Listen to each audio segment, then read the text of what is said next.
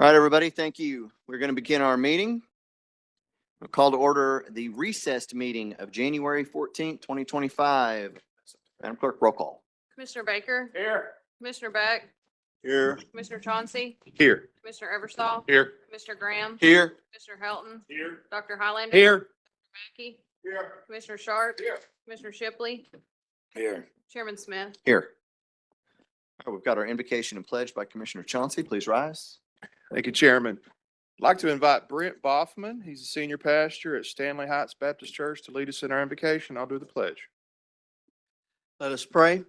Now, our God, we come to this hour, and for these commissioners, we ask you to help them and give wisdom. They have such responsibility for the good of our community, and it is their responsibility ultimately before you for what they do. So I pray you would guide, give wisdom that comes from above. I thank you for all the staff that serves them and serves our community, and we pray that good things and right things would be upheld and enacted today. I ask this to be done in the name of the living Lord who loved me and gave himself for me. Amen. Amen. Please face the flag and salute. Pledge allegiance to the flag of the United States of America and to the republic for which it stands, one nation, under God, indivisible, with liberty and justice for all.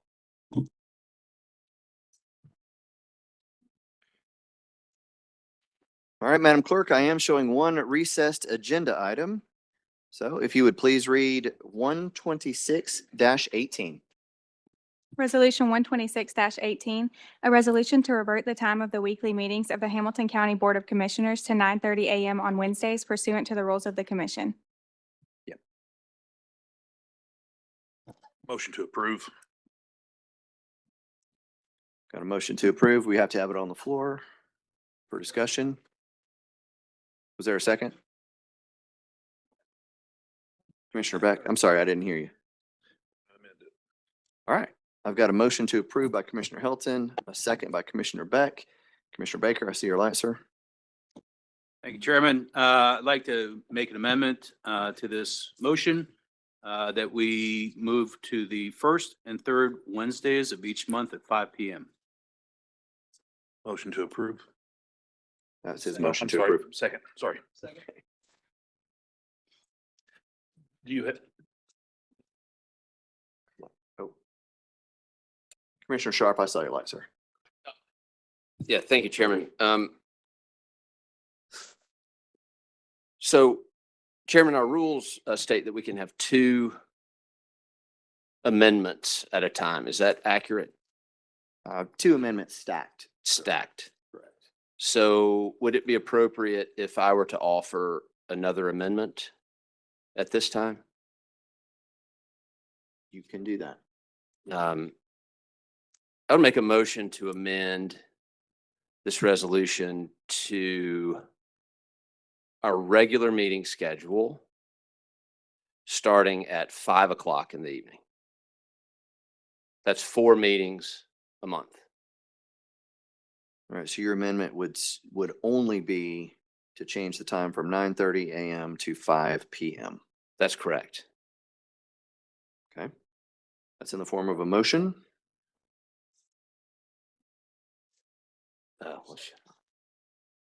Is there a second? What? Second.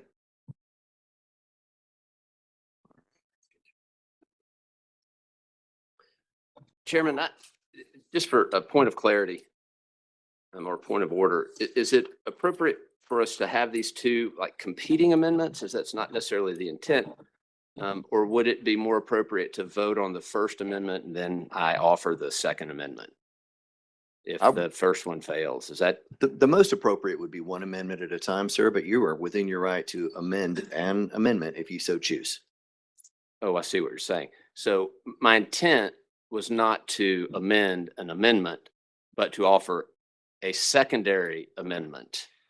Yeah. So if we wanted to vote on the first one, that's fine. And then I would offer, so I don't know if there's a procedural play here that I should do, but that was the intent. Should I withdraw my motion and then Yes. bring it back?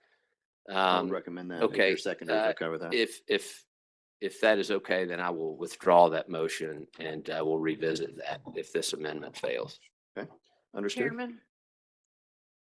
Chairman, if I may, is it possible to get an effective date on Commissioner Baker's motion?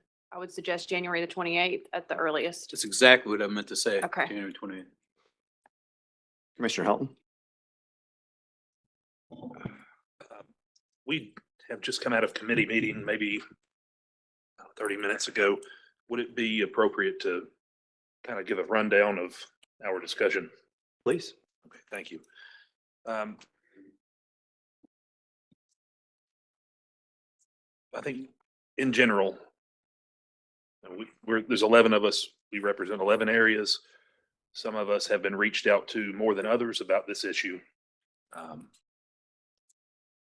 Some, are pro, some are con. I think in general, people have been supportive, citizens have been supportive of evening meetings. There's some added cost. It's negligible. I think Commissioner Baker could kind of confirm, but about $1,600 a meeting, what we've experienced. We've had feedback from lots of different departments within county government. I think they're supportive. They can help us cover it. I think some of them would rather leave it during the daytime, but they're supportive. They're going to do the job no matter what happens. One advantage, and I'd like some clarity, but if we do twice a month, we would run the vote first, the normal session. We would have a recess. Then we would have our agenda session. It would give us 2 weeks for the public to look at our agenda before we voted on it. It wouldn't be quite as compact. I think that's an added benefit for public input and transparency to to what Commissioner Baker was saying, and we also, well, we can discuss other options if this is not successful. So, thank you, Chair. All right, thank you. Commissioner Baker? Just one other clarification. By statute, we have to meet 4 times a year. Just for clarification. All right, I see no further light. So just to clear that up, since we did have an amendment withdrawn, what is on the table right now is an amendment to change our meetings to the first and third Wednesday only at 5 PM, starting January 28th. And that motion was made by Commissioner Baker. It was seconded by no, sorry, I was reading the wrong lines. Commissioner Baker, or no, Hilton got it on the table. Sorry. Who do we have as a second on that one? I I've got was my gonna- scribbles I all have over a up here motion too. by Sorry. Baker and It is second by Hilton. Okay, just wanted to make sure I had them right. Okay. And Yeah, for now. roll call on the amendment. Commissioner Baker, Yes. Commissioner Beck, No. Commissioner Chauncey, No. Commissioner Eversol, Yes. Commissioner Graham, No.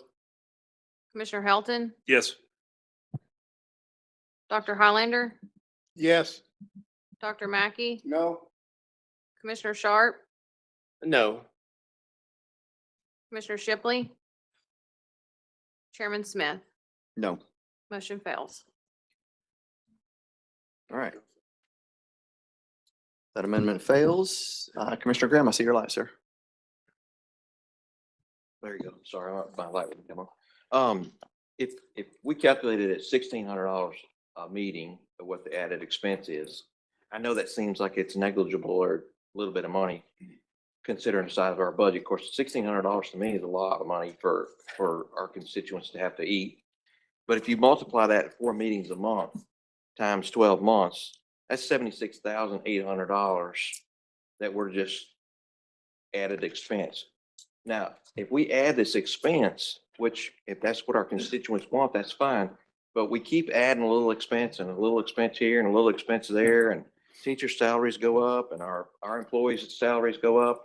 And I'm not going to vote for a tax increase this year. So we're either going to have to really work our budget to where we can make this revenue up somewhere else, or because I don't know where this revenue is going to come from.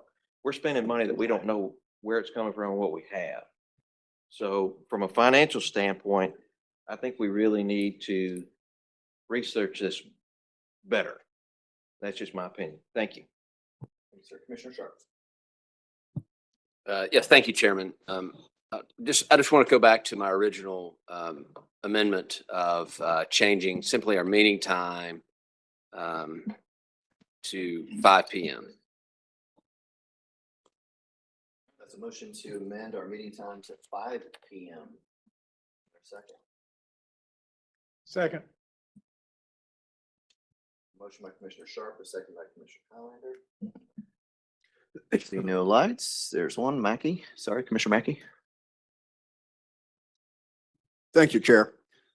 Commissioner Graham made a statement about cost. And he wanted to know where this added expense of 76,000 would come from. Is there a way to give us time or give him time to get an answer to that? Mr. Brown, would you have an answer to that since we're already having that expense? Actually, it would be impossible to say exactly what would be cut to do that, but at the end of the day, somewhere $76,000 would be found to give us a balanced budget and run these meetings. So no, I don't know I could do that now because we hadn't started working on the budget yet anyway.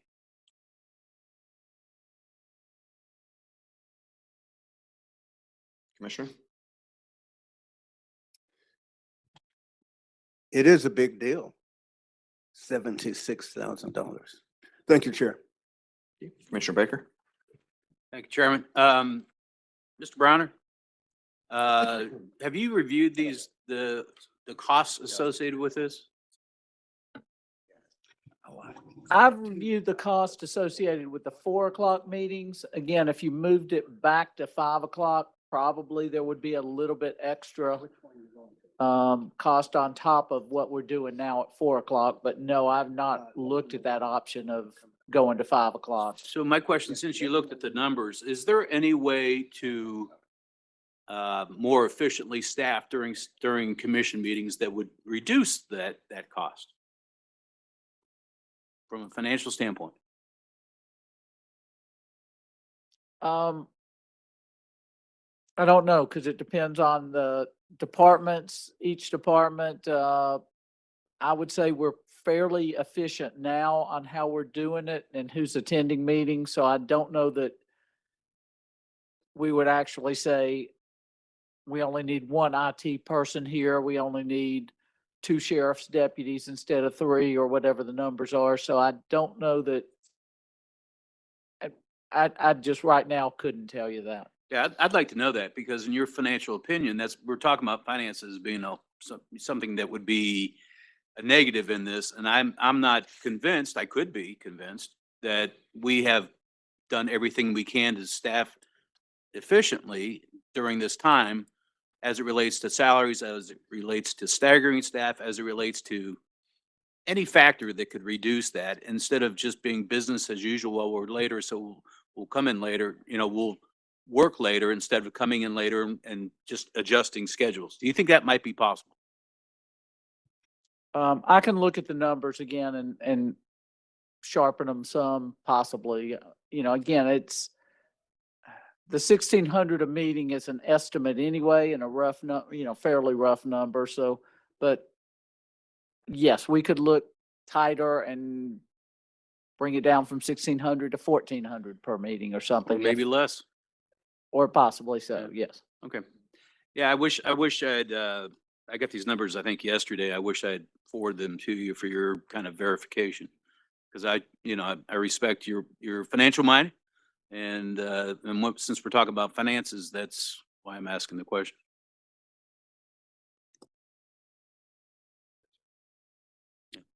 Commissioner Eversole. Thank you, Chairman. Lee, follow up on Commissioner Baker's questions. Collegedale, Town of Signal, East Ridge, Saudi Daisy all does their meetings at 6 PM.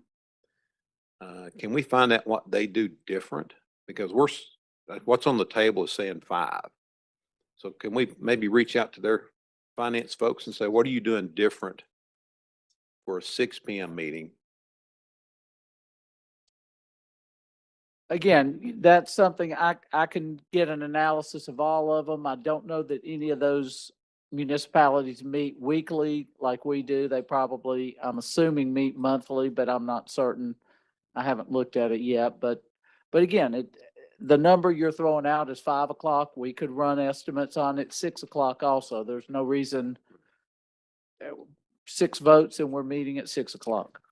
Well, these municipalities meet twice a month. Do they? Okay. Yes, sir. So, but I think it'd be good to kind of study what they're doing, to make sure that we're efficient as well. Sure. Thank you, Chair. Yes, sir. Commissioner Shipley. Yeah, I was gonna answer. The municipality say Daisy is twice a month. But we have people in the small municipalities that they live close. They're not big areas like Hamilton County government. Say Daisy 8 miles by 4 miles wide. So a person there at 6 o'clock, leave at 7:30, they're home. I see people in the room tonight here that I know, my constituents, they will drive about 35 minutes or more to get to their homes tonight. So Commissioner Highlander, you got the same issue. So we have people in the far outlying areas down here driving in the nighttime, going out of the building at nighttime. But we'll go further. All right, I've got no further lights. So we will now go to public. I see. Would you like to make a comment on the amendment, which is to move to 5 PM? Come on up, name and address for the record. Computer, Jennifer.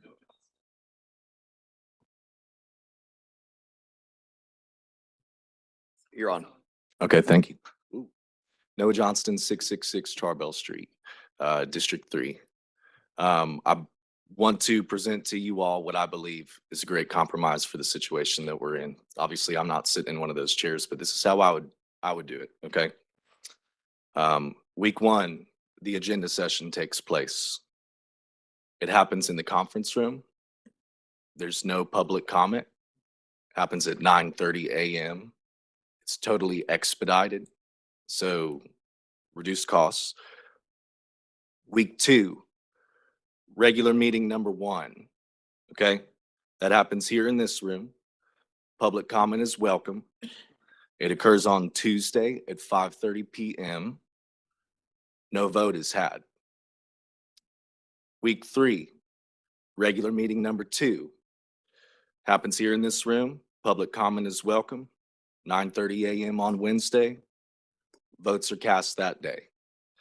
So instead of slowing legislation to 2 a month, I think you understand what I mean. You know, instead of slowing the process of legislation to the extent that we're talking about, if we reduce the meeting time to twice a month, now we've got legislation happening once every 3 weeks. And we've only got 1 night meeting happening. The other 2 are happening at 9:30 a.m. on Wednesday per usual. But the agenda session is totally expedited.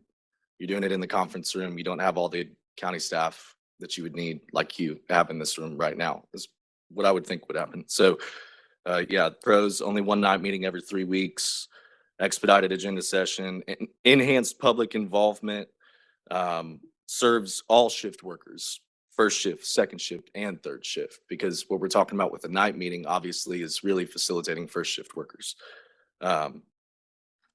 Cons, slowed legislation by just a little bit, but I think we make up for that with more democratic involvement. And only 1 week of the additional county expense that a night meeting would incur. Finally, the big ask that would come with that is that at the end of your agenda session, the agenda is locked in. Nothing's coming up as a surprise in the regular meetings. It is locked in so that the public really knows for sure what's going to be talked about and can plan accordingly which meeting that they would attend. And emergency resolutions, if they were necessary, could come up for a vote that weren't on the agenda if there's a supermajority that votes to bring those forward. I hope all that makes sense. I think it's a great compromise personally. I know it's very technical, but I think that a technical solution might be necessary here. Thank you for your time. Thank you. Hey, my name's Rebecca Day. I am in Gino's district. I live on Acelinger, 1335 Acelinger in Sail Creek. I just had a thought while y'all were just discussing the funding. You know, y'all get, I don't know if it's 15,000 or 17.5 of discretionary funds, and we do appreciate 17. We do appreciate you giving that to our community, but that is taxpayer funds. So maybe you can reallocate some of that and give that back to the community. And don't worry about the money because it's our money, and spend that money on whatever you need to make an evening meeting. Thank you.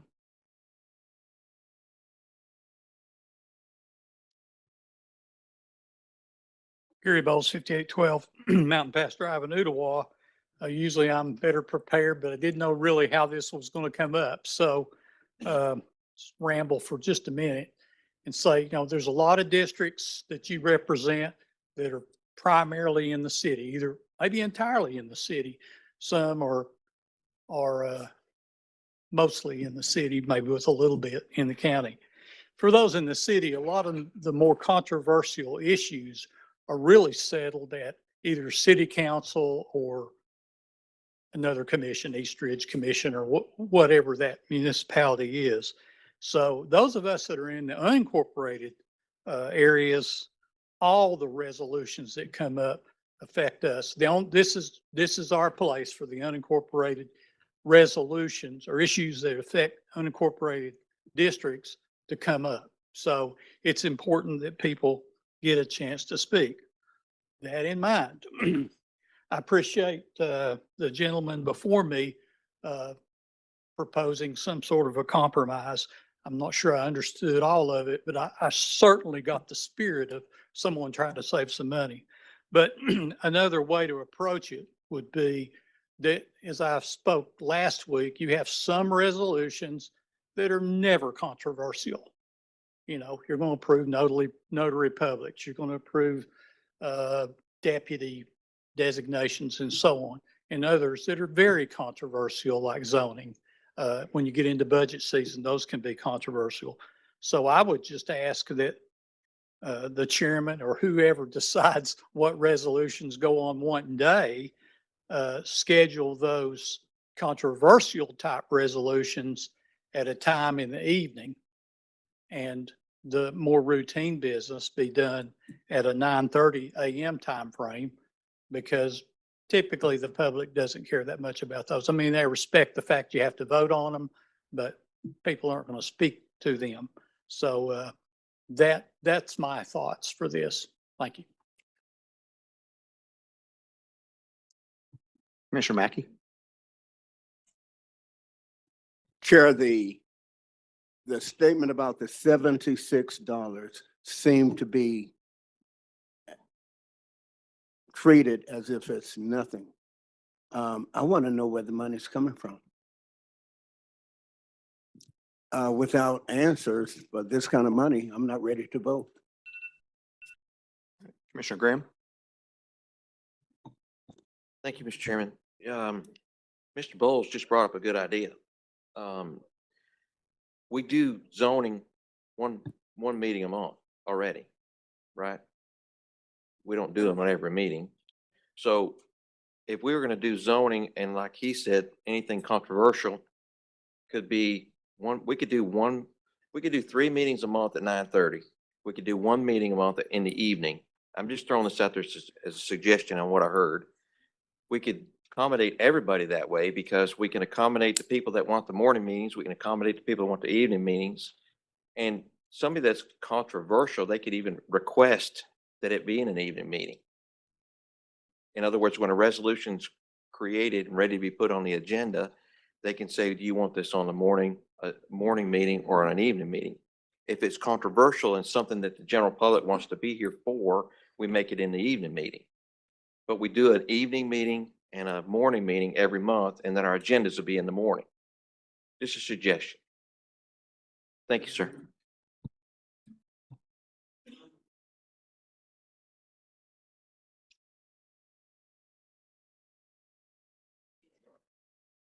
Yeah, thank you, Chairman. I appreciate all these different perspectives, and you know, I mentioned earlier in our committee meeting that we should probably have a ranked choice solution on this to come up with what we most commonly agree upon before we bring it to the dais to vote on.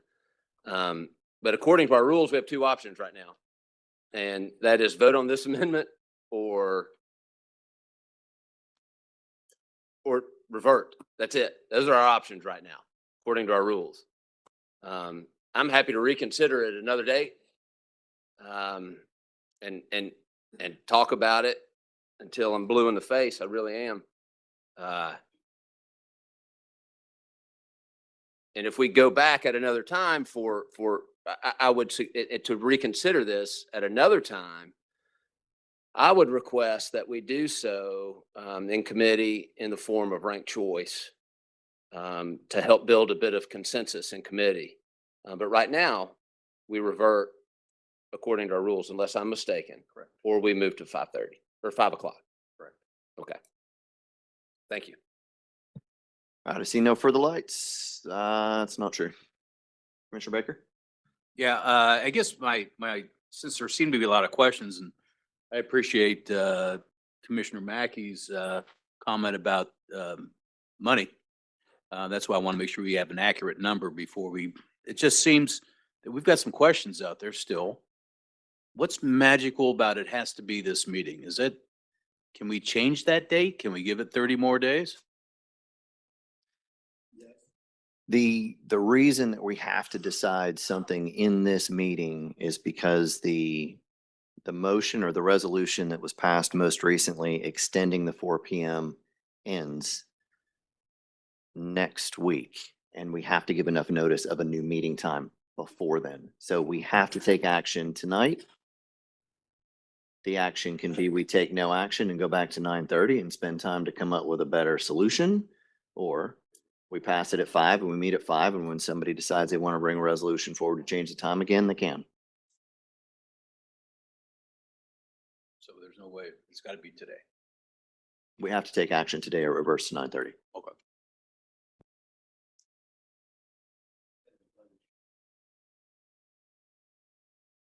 Commissioner Graham? Correct me if I'm wrong, but we can actually postpone it today if the person that has the amendment on the floor changes his amendment. I'll go one step further. I mean, am I correct?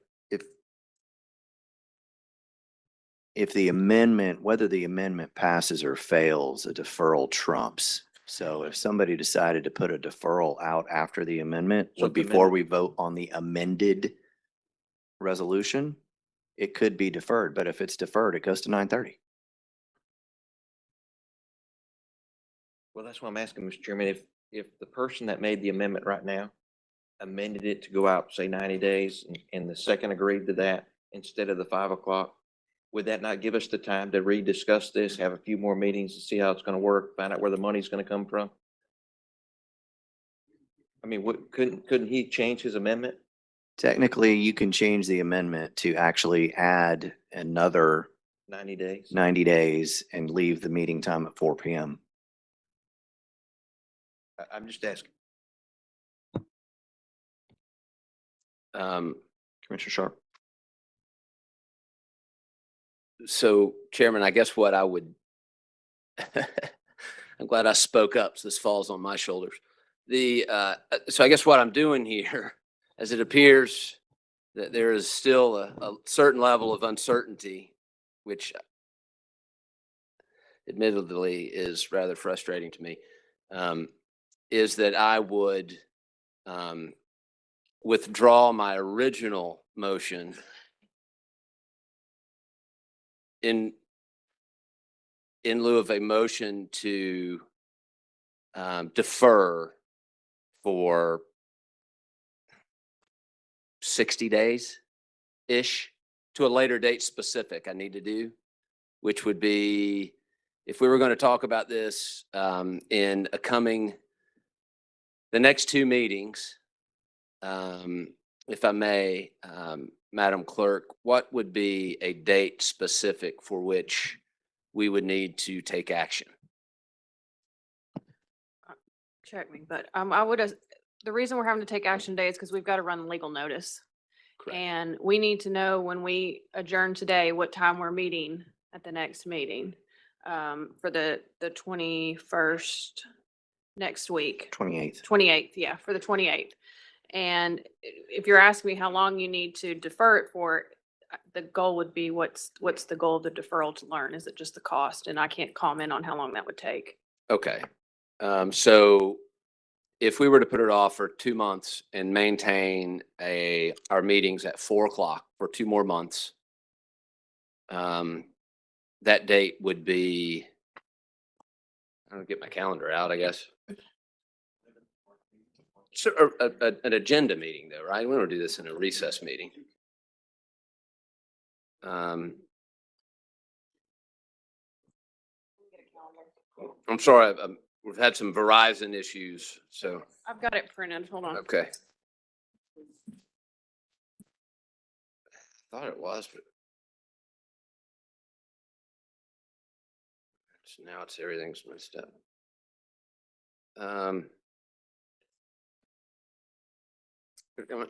February 4th, an agenda meeting? It's 3 weeks.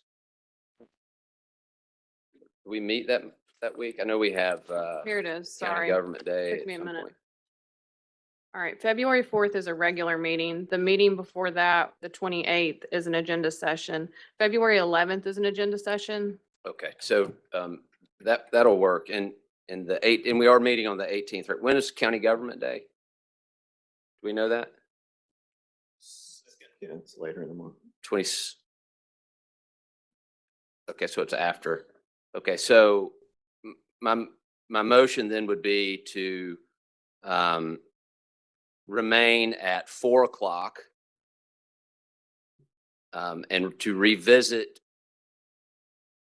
this resolution on the agenda of February 11th for a vote on February 18th. Is that specific enough? Why would we do that? Commissioner, just to clarify. Is that fine? Okay. So to clarify further, for whatever reason, let's see. Let's go, agenda of March 4th for a vote on March 11th.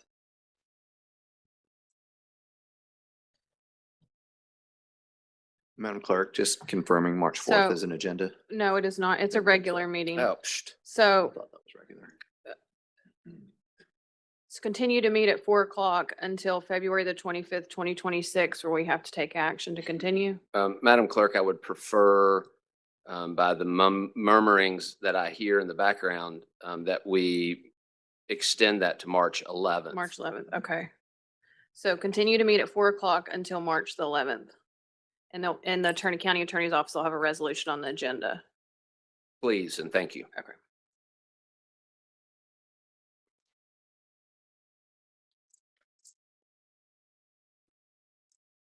Commissioner Beck? Now, how long have we been meeting now? At 4 o'clock? How long? How many months? Since November 6th or 4th. It was the first meeting in November. November, December, January, February, March. Right. Wow, seems like we're already used to meeting at 4 o'clock. What do y'all think?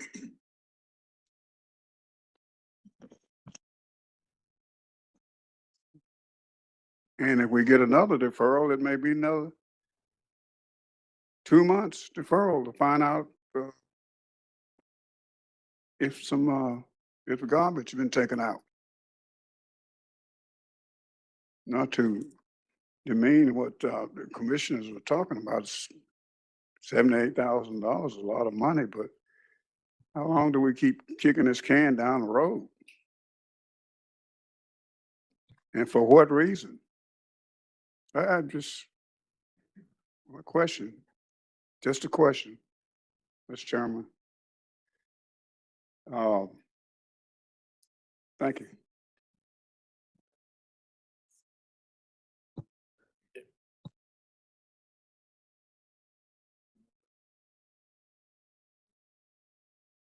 Clerk, we are going to take a vote on the amendment to extend the 4 PM meeting time until March 11th, of which time we will have an item on the agenda to take action to, again, either set the time or change the time. Correct, Understood? correct. All right, roll call, please. Commissioner Baker? Yes. Commissioner Beck? No. Commissioner Chauncey? No. Commissioner Eversol? Yes. Commissioner Graham? Yes. Commissioner Helton? Yes. Dr. Highlander? Yes. Dr. Mackey? Yes. Commissioner Sharp? Yes. Commissioner Shipley? No. Chairman Smith? Yes. 1, 2, 3, 4, 5, 6, 7 yeses, it passes. All right. We will continue on at 4 PM Chairman, until we March need to do 11th. it. Yes, ma'am. Adopted as amended. Yes, I guess. Thank you. Thank you. Feel like we voted 10 times on I this know. item already. All right. My apologies. So now the item has been amended. I need a motion and a second to approve as amended. Second. All right, I got a motion by Commissioner Highlander, second by Commissioner Baker. The lights, no one standing. Roll call, please. Commissioner Baker? Yes. Commissioner Beck? Yes. Commissioner Chauncey? No. Commissioner Eversol? Yes. Commissioner Graham? Yes. Commissioner Helton? Yes. Dr. Highlander? Yes. Dr. Mackey? Yes. Commissioner Sharp? Yes. Commissioner Shipley? No. Chairman Smith? Yes. Motion passes. Now it's officially Yes. passed. Thank you. All right. 126-18 passes as amended. What was it? All right, we're now going to adjourn our recess meeting and we'll go into our January 14th agenda session. Madam Clerk, roll call, please. Commissioner Baker, Here. Commissioner Beck, Here? Commissioner Chauncey. Here. Commissioner Eversol. Here. Commissioner Graham. Here. Commissioner Helton. Yeah, here. Dr. Highlander. Here. Dr. Mackey, Here. Commissioner Sharp. Here. Commissioner Shipley, Here. Chairman Smith. Here. All right, we have no presentations for today. We'll be looking at minutes of January 7, 2025, agenda and regular meeting. And we'll be looking at entering one report into the record. So that takes us to resolutions. Madam Clerk, please read 126-19. Resolution 126-19, a resolution to approve and accept applications for notary public positions, the bonds and oaths of notaries previously elected, and the oaths of deputy sheriffs. All right, Madam Clerk, 126-27, please. Resolution 126-27, a resolution making an appropriation to Sell Creek High School in the amount of $800 from general fund travel discretionary monies as allotted to District 1. Second. No motions today. Oh. All right, Madam Clerk, moving on, 126-28.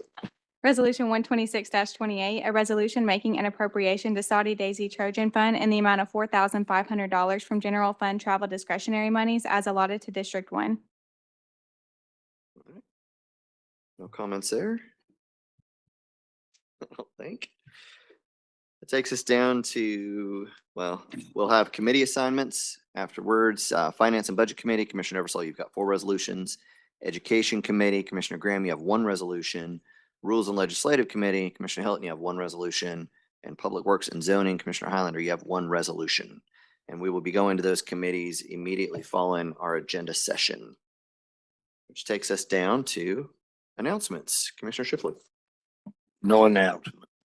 Commissioner Baker. No, no real announcements. I just think it's funny how much time we've spent on the meeting times, and it seems like more than we spent on budget. Just my thoughts. Commissioner Mackey. Commissioner Beck. Thank you, Mr. Chairman. Back in, what did you say, November, Patricia? November? Ma'am? Yeah, okay, yeah. February of last year. I presented to you all a citizen who was 107 years old. And you all were so gracious to go down and shake her hand. She was in a wheelchair. And you shook hands with history when you shook hands with her, but you also honored her. And you gave her a special recognition. And the mayor spoke, and people from the city mayor's office gave her a resolution. Well, that lady was laid to rest today. And ironically, today, she would have been 108 years old, but she was laid to rest today. That's pretty sad, but she lived a long, full life. And if I thought I was going to live that long, I'd probably buy Commissioner Graham's car, but she, well, Mr. Chairman, the Sheriff's Department really, as we say in my community, showed up and showed out. They escorted that procession up on Amdacola Highway, no, up on Highway 153, excuse me, to the graveyard up there. And it must have been about 10 cars, all flashing lights and all of this. You would have thought that a president of something was being escorted up there. So I commend the Sheriff's Department for how they did that, how they honored her, and the family was able to see what this county felt about the oldest citizen of Hamilton County. At that time, she was the oldest citizen of Hamilton County. And so I want to thank the sheriff, publicly thank the sheriff's department, and thank you commissioners for honoring her. You went down and shook her hand. Each one of you did. So that was a great honor to her. From a person living in obscurity to be brought up here and put on camera and before the people of the truckload of people in here that day. So thank you, Mr. Chairman. Thank you, commissioners. Thank you.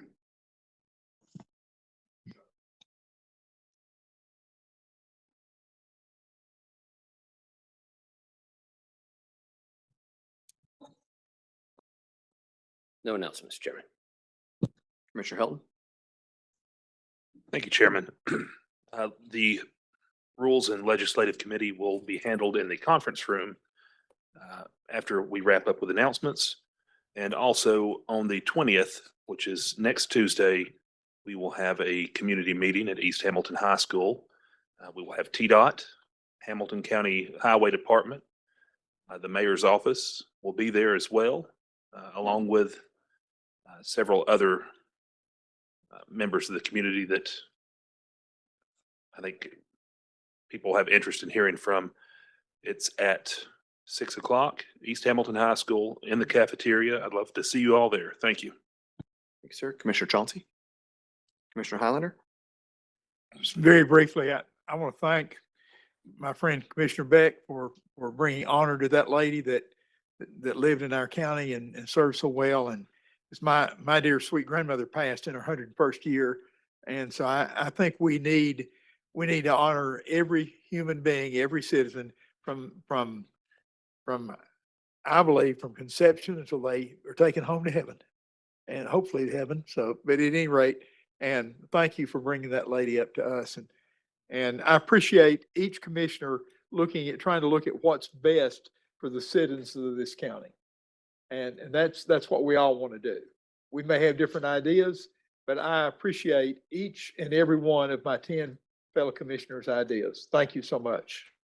Mr. Chairman, excuse me, I failed to mention her name. I'm sorry. Miss Annie Sanders, I failed to mention her name, Annie Sanders. Thank you, sir. Commissioner Eversole. Yeah, thank you, Chairman. Real quick, don't forget Coffee with the Commish for District 10 starts this Saturday. It's at Snow Hill. Highway 58 Fire Training Center this Saturday from 10 to 11:30. The following Saturday, it's at the Tricom in Appleton, the fire department. And then the following Saturday, it's going to be at on Swineyard Drive in Collegedale there at the Commons. But Wired Coffee is would be purchasing their coffee from Wired Coffee, and really appreciate Lisa Goolsby in the job she does. But looking forward to spending some time with some folks. Thank you. Thank you. Commissioner Graham. Thank you, Mr. Chairman. Reese across Chattanooga is picking their wreaths up at 8 o'clock this Saturday morning at the National Cemetery. They need all the help they can get. If enough volunteers, then, the weather might not be the greatest, but bundle up and come. If enough volunteers like last year show up, I think we were out of there by 10:30, maybe a little before that. So they definitely need the help. They've kind of put out the word that they're picking them up this Saturday. The other thing is, the Education Committee, I only have one item. We can do it here right after finance or right before finance. I mean, it's up to you, sir. I've got it. Immediately following finance, sir. Okay. Is that good? That's great. Thank you. All right. Attorney Barnell. I actually do have one thing. I did want to extend on behalf of my office, my deepest condolences actually to Commissioner Eversole and his district for the passing of Judge Kevin Wilson. I personally knew Judge Wilson. He was always very kind to me, very kind to my clients, and he will be sincerely missed. Thank you. Mayor Wamp. Hey, good evening, gentlemen. I want to update y'all on a program that you all supported that we brought to you last July 2nd, the Homeward Bound program that some of you may be familiar with that Steve Brooks runs out of the Downtown Alliance. Steve sent an update that was so striking and reflected their success to such an extent that I thought I would share it with you. They count by fiscal year, so they're looking at the last 6 months as being the first 2 months of the fiscal year. This was $25,000 of support we gave them for a year. They had run out of funding. To give you a reminder, the program had proven very successful in getting to know homeless folks who are living on the downtown footprint and offering them connections back home, one-way bus travel, airfare, but doing so in a really thoughtful way, connecting the people who are homeless with family members, providing transportation, food and drink, et cetera. Since we've been funding them, the last 6 months, which were county funded, there were 107 total participants in the program, which compared to the last 6 months of 2024 was an increase of 143%. And the pretty remarkable thing about this partnership is that, you know, when you think about homeless folks, or even when you think about downtown Chattanooga, you may not think of the county as being the agency that is really bringing change, right? I mean, just for obvious reasons, we're in the city of Chattanooga's jurisdiction, but in partnership with this program, thanks to y'all's funding, the district attorney's office and the court system and homeless healthcare, those three entities are responsible for more than 60% of the referrals into this program. Again, 107 participants over the last 6 months. And a pretty remarkable statistic that Steve included in this report is that of those 107 participants, 37 of them account for 184 arrests in Hamilton County. So a lot of these people are criminals, candidly. Some of them repeat offenders who are not in our community anymore. And that's simply a good thing. He extended that out to share with y'all that at an average, he says this is very conservative. We've checked the numbers. We agree.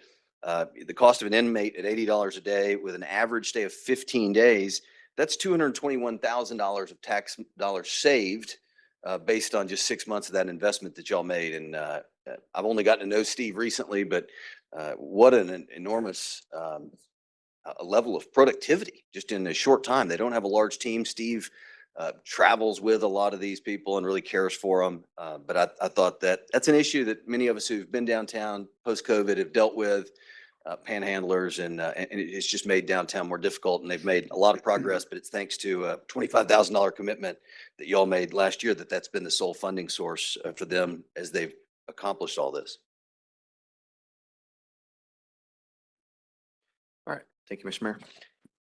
I have no official announcements, just to thank my colleagues for the discussion earlier today in recess. It is an important topic to all of us, to the staff, and to our constituents. So if it takes a little bit more time to make sure we get it right, then I appreciate the conversation and everybody's opinion. So we will continue to work on that. And with that, we're going to move to the public. Any discussion other than zoning? If you'd like to come forward, need a name and address for the record, and you'll have 3 minutes. Anybody who wants to talk, if you'd line up so that we know how many speakers we have, that would be great. Thank you, Chairman. My name is Jeff Meldal. I live at 109 Ox Highway in St. Elmo. I'm the president of the Chattanooga Area Labor Council and an iron worker with Local 704. And I wanted to speak. I was watching the County Commission meeting from last week, and I wanted to speak out against some of the casual and fully accepted sort of union busting that we just take all too routinely for granted in Hamilton County. This happened during the presentation by Mr. White of Urban Story.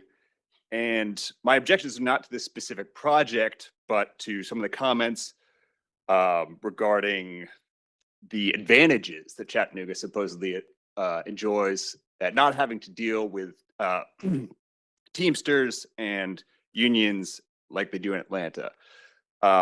These kind of comments come all too frequently, and I want to raise doubts in your mind about the advantages that Chattanooga enjoys from having low union density, from having less powerful unions than cities like Atlanta, so that we can bring that era to a close. Unions are the most effective ways for distributing a larger sum of our collective wealth to the middle class, for growing the middle class. The middle class in America today is built on union labor. Those of us who are lucky enough to enjoy union jobs, for us, it's been the most transformative experience of our life to get to have a voice in our workplaces, get to have higher wages, better benefits. And this is something that we should be anxious to get for all residents of Hamilton County. We spend a huge amount of public resources bringing jobs to Chattanooga, creating construction, doing economic development, as we call it. But very rarely do we successfully hold these developers accountable for the quality of jobs they're bringing, let alone the number.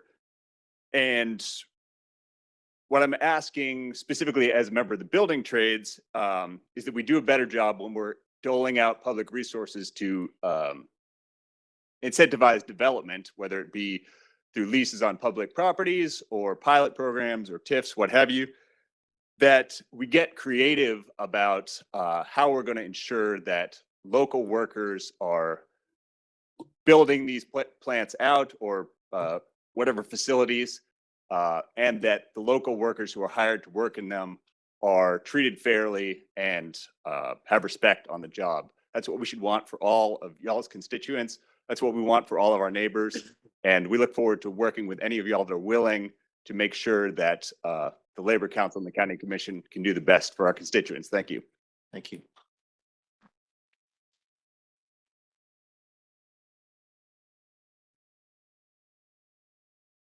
Good afternoon. My name is Jared Story. I live at 4635 Pattontown Road in Summit, in Ooltewah. And I'm here to discuss the old Summit Cemetery that's obviously been in the news as a potentially threatened by industrial development and a road extension related to the Enterprise South Nature Park land swap and the road extension still seems to be kind of up in the air and a potential thing that may happen. So I just want to reiterate the community's concern about the Old Summit Cemetery. And one thing you may not have seen in the news is that the Tennessee Historical Commission visited the cemetery and verified that there are burials outside of the fenced perimeter on both the I-75 side and the Enterprise South Nature Park side. A 1938 survey of historic death certificate records in Hamilton County said that there may be as many as 200 unmarked burials in the cemetery. So the boundaries are potentially quite large and outside of the area that's currently visibly fenced. So I just want to encourage the commission to make sure that due diligence is done as the conversation continues around this potential road extension to make sure that that cemetery is not impacted. There are still many descendants who live in the Summit and Ooltewah area, Hamilton County in general and beyond. The cemetery is over 100 years old. And the community, a lot of the news coverage has characterized it as abandoned or neglected, but the reality is that the cemetery was taken from the community by the federal government when the ammunition plant was created, including the cemetery, and a large part of Summit was taken without the community's consent. And access was very limited for many decades. So it was difficult for the community to access it, to maintain it. And so I just want to, again, encourage folks to do due diligence and make sure that that cemetery is protected. Thank you. All right, thank you.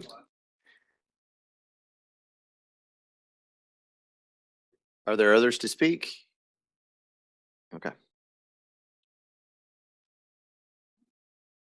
Hello, my name is Jules Armstrong. I live at 728 Market Street, so I'm smack dab between Districts 7 and 8.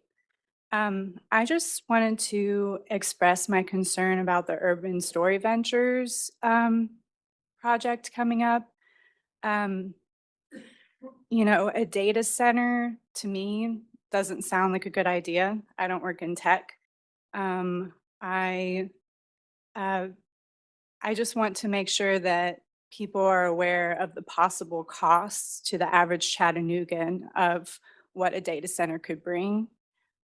People in, already working in IT or AI, they think that this data center will be more, not like something we've seen in Memphis that causes a lot of pollution necessarily or uses tons of water. But, they don't think it's going to create jobs. And, you know, also it could drive up energy costs for the neighborhood, for the city, for the county by, in some places it's going up as much as 267%. That's a big burden to people that are already struggling paying for bills and food. So I just wanted to express my concern. And also, yes, there are good things that could come from the data center, from Urban Story Ventures. There could be jobs that would be created. But if it's being touted as a sort of, big boost to the economy, bringing in a lot of jobs, things like that, like, are we going to be another Nashville, one of the highest congested areas in the world now? We already have lots of issues with 24 getting congested. So bringing more people in, that is something to think about as well. And I also, these companies like Oracle, they come in and, they do what they do. Good things come out of it, negative things come out of it, as we have already seen. But, if they wanted to create a bigger project in the future, we have a lot of water here.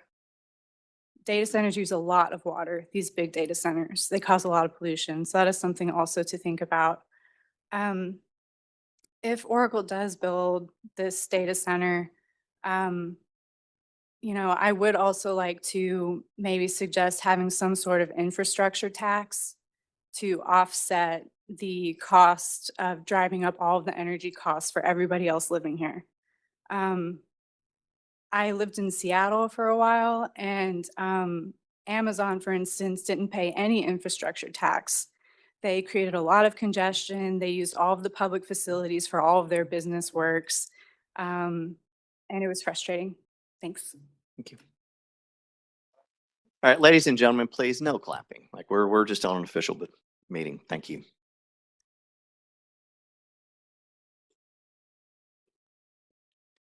Hello. Hi. My name is Erica Johnston.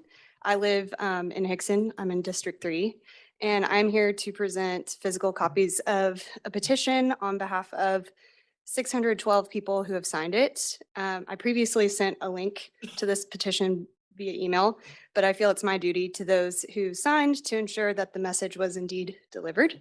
I'd like to thank the commissioners who have already responded to me via email.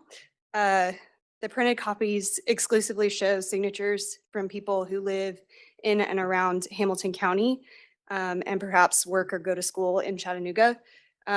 Online, you can't necessarily see where everybody lives, so that's another benefit to the printed copy. This petition demands an opportunity for public input ahead of a vote on any resolution that would lease the former Hamilton County Jail building to Urban Story Ventures for development into a film and music studio. A venture of this type and scale deserves thorough examination and input from those who will be affected by it. We ask that you create a public input opportunity in addition to that which already exists at regularly scheduled meetings, whether by creating a separate public meeting or by deferring the vote to at least mid-February in order to give the public more time to contact their commissioners with questions and comments.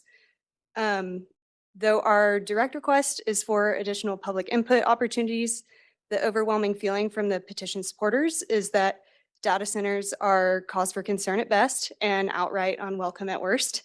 At heart, many of us are scared. We have seen reporting across the country of how data centers are ruining the quality of life in the areas where they've been built.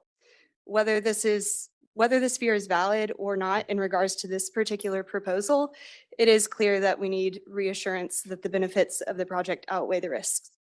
I will save the rest of my more specific comments for direct communication with my commissioner, but I appreciate your time. All right. Thank you, ma'am. Anybody else wishing to address the commission? All right, see none, and with no other business, we will be adjourned until January 21st at 4 PM. Hey, does anybody know if we have Verizon service back? No idea. Anybody have it back? No?